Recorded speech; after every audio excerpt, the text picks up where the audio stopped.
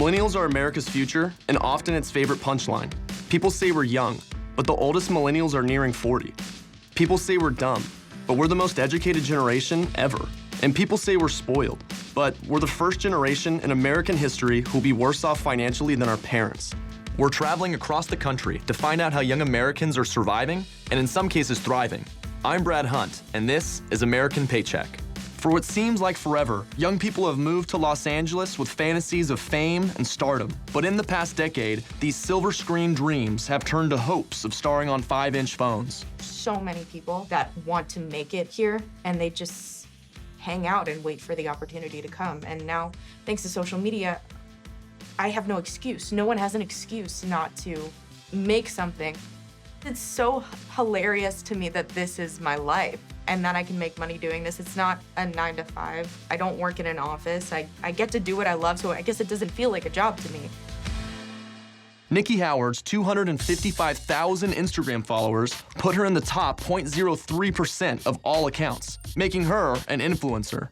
Right after I moved to LA, I was working as a model because I'd been modeling for a while, and I met a girl on a job, and she said that she was making like $2,000 a month off of Instagram. And I could not believe it because Instagram was a thing. I was on it, but not taking it seriously. I had asked her, well, what do I need to do to kind of get to that level of making serious money? And she said, just post pictures. You have so many photos, just post them consistently and your following will grow. It's not like you really have to do much work. So I just kind of started doing that. Slowly but surely, companies would reach out and say, hey, I have this product. Can I send it to you? If you like it, maybe post a picture on your story or whatever. So I was like, oh, free stuff. Like, yeah, if I like it, sure, why not? I work with an energy drink company and make money for every video that I post for them. I get free food that I would buy if I wasn't influencing. I have the podcast, which has been growing slowly. And right now, in order to fund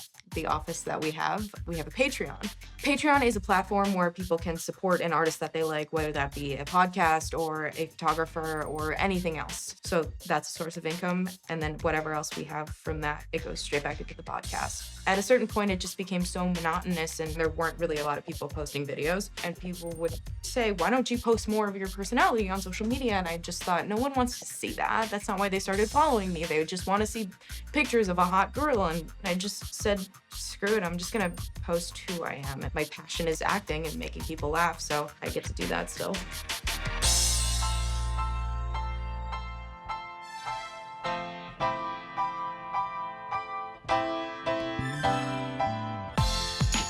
Huge reason that we got into this business is when I noticed all of my buddies are just on their phones, scrolling through Instagram 24/7, looking at group chats, looking at videos. It's like, yo, let's get in on this. Like, let's be the people on those phones so that way we can benefit from us and this can actually be our job.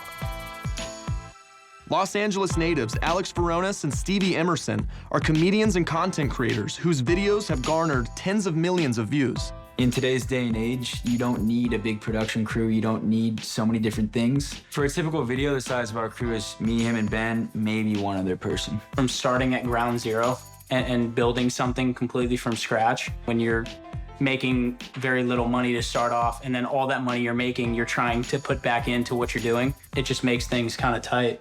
Alex and Stevie have taken advantage of entertainment's new, low barrier to entry by making creative content and finding creative ways to make money. We just make money through monetizing our audience, and you have to get kind of creative when you do that. Like, any creator will just have multiple streams of income. So this hat I'm wearing, merch, YouTube pays you based off of ad revenue. There's brand deals. Like, there's just so many different streams of income, and as your audience grows, so do those streams of income. Cameo right now is my personal favorite. Basically, it's an app where people book you for a personalized shout out. So like, hey, it's my boy Brad's 26th birthday. He loves your videos. Can you just say what's up? That's really it. So we're really just trying to focus on the following as of now and still being as creative and unique as we can in the content we create. What it means to be a celebrity is changing, and to be able to represent, especially these young people, you have to understand both worlds. At some point, they're gonna need a digital following and how to manage that in the right way. And also being able to do the music side, the theatrical side, we've also done really, really well. And there are not a lot of places that can kind of mold both worlds. At only 28, Amy Nebbin is a partner at Select, one of the premier talent management companies in the city. Her clients include some of the biggest names in digital media. Anyone who's relevant in entertainment space today should have a digital media strategy, and it's only to their own fault if they don't. If you want to launch your own business and have your own brand, you really do need to have a digital media presence. And I think the biggest difference between what can happen today versus 10, 15 years ago, you see Kate Hudson launch Fabletics, you see Gwyneth Paltrow and Goop. Traditionally, you only saw that for those type of celebrities, A-listers, essentially. But now, we have clients who we've launched original business ventures with, who I don't think people would consider an A-list Hollywood star. It's not rare for a content creator to have a 7-figure business. One of my clients, Mindy McKnight, was a stay-at-home mom. She started a blog teaching people how to do their hair, and she ended up building this amazing business for herself. We are always looking for talent who can live in multiple worlds. One of our clients is 11-year-old Sky Brown, who will be on the Great Britain skateboarding team for the Olympics. She's acting, she's doing voiceover work. She has a book coming out next summer before the Olympics. If you have a digital native audience, you're in it every day. Every day you're posting, you're responding, you're filming, you're editing. Traditional actors aren't really used to that. They'll go on set for a couple months and then not work for a couple months. It's this always on mentality, and they're always working. If you take a break from your YouTube channel for a couple months, your channel is deflated in the algorithm and it becomes really hard to come back from it. It's definitely a massive endeavor, and a lot of people really underestimate it. Sometimes we get people who say, hey, I have this YouTube channel now, I want to be an actor, and don't understand that it's a totally different world. You have to train and coach and audition. While influencers see social media as their bread and butter, more traditional actors are still living from one gig to the next.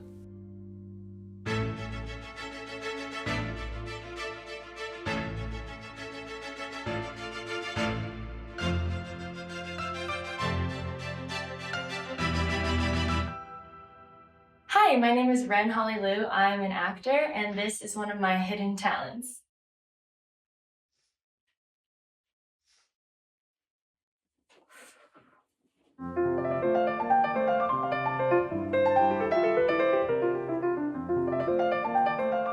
The first acting job I ever booked was a Samsung commercial, which I got through the violin.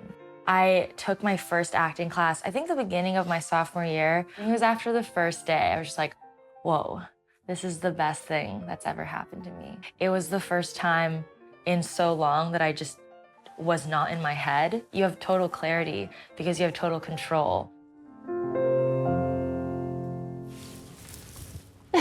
My most consistent form of payment is my part-time job, which is nannying right now, which a lot of actors do. I'm more of a driver and like a mom PA. My income is punctuated by whatever I book.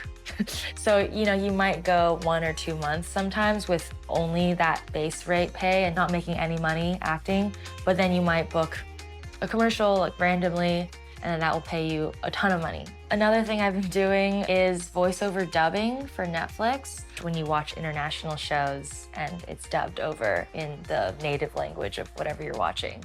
I love voiceover. You don't have to look any certain way. There's no hair, there's no makeup, there's none of that, so it cuts out so much time. So you just go to work in your pajamas and still have a great time and still make art. I just signed with a new agent, so I'm trying to get a bunch of skill reels out of the way and submitted for her. The skill reel is a very short demo clip, maybe 15 seconds long, of a skill, like horseback riding, boxing, running, whatever. For casting directors, it's easier just to be like, click the video and be like, okay, yeah, she can do that thing. Sometimes when I audition, I do get asked about my social media following, and when you sign in, there will be a little slot to put your @ this is my YouTube or this is my Instagram, that is gonna matter. If you have over a certain number, it will help you. I guess I'm old-fashioned because everybody seems to be doing the social media thing. And I do, I have Instagram and stuff. It's not what made me wanna go into acting, so it's not that I am against it or I avoid it, but I guess it's just not on my mind.